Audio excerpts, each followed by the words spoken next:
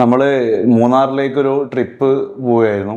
അപ്പോൾ ഇങ്ങനെ എന്താ പറയുക, കോട്ടക്കലൊക്കെ കഴിഞ്ഞിട്ട് പുതിയൊരു ഹൈവേയിൽ വെച്ച് ടോൺ എടുക്കുക, വണ്ടി ആക്സിഡൻ്റ് ആയി.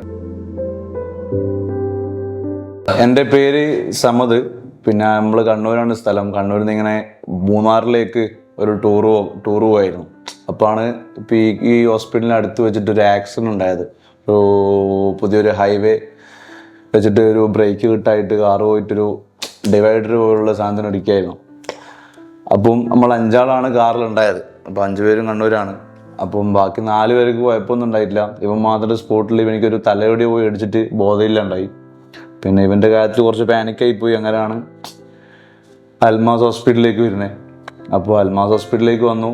ഇവിടെ കാഷ്വാലിറ്റി പോയി. ഇവൻ്റെ ഹെഡിന് റൈറ്റ് സൈഡായിട്ട് നല്ലൊരു മുറിവുണ്ട്, നല്ലൊരു ആഴത്തിലുള്ള മുറിവുണ്ടായിരുന്നു. അപ്പോൾ സ്റ്റിച്ച് ചെയ്യാൻ പറ്റില്ല എന്ന് പറഞ്ഞു.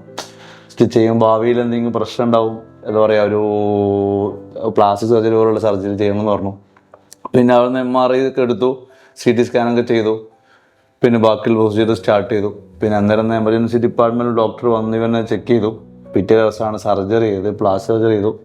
കുഴപ്പമൊന്നുമില്ല, അടിപൊളിയായിട്ട് എല്ലാ സൈഡിൽ നിന്നും, അൽമാസ് ഹോസ്പിറ്റലിന് എല്ലാ സൈഡിൽ നിന്നും വളരെ ഒരു ഹോസ്പിറ്റാലിറ്റി അടിപൊളിയായിട്ട് തോന്നി. കാരണം നേഴ്സിങ്ങിൻ്റെ സൈഡിൽ നിന്ന് ആയിക്കോട്ടെ എപ്പോഴൊക്കെ വന്ന് കാര്യങ്ങളൊക്കെ അന്വേഷിക്കുന്നുണ്ടായി. പിന്നെ അതുപോലെ തന്നെ ഒബ്സർവേഷനിൽ നമ്മളൊരു നല്ലതിന് വേണ്ടിയിട്ട് ഒബ്സർവേഷനിൽ നിന്നു. പിന്നെ ബാക്കിൽ ഫ്രാക്ചർ ഉള്ളത് കൊണ്ട് ഒരു ഒബ്സർവേഷൻ നിർബന്ധമായിട്ട് പോകണമെന്ന് പറഞ്ഞു.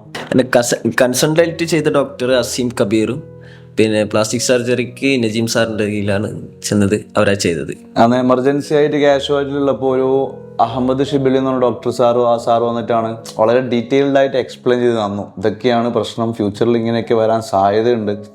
വളരെ ഡീറ്റെയിൽഡ് ആയിട്ട് നമുക്ക് എല്ലാവരും പറഞ്ഞാൽ മനസ്സിലാവണം, ഉൾക്കൊള്ളുന്നില്ല. പക്ഷേ ഡോക്ടർ വളരെ ഡീറ്റെയിൽഡ് ആയിട്ട് സംഗതി പറഞ്ഞു.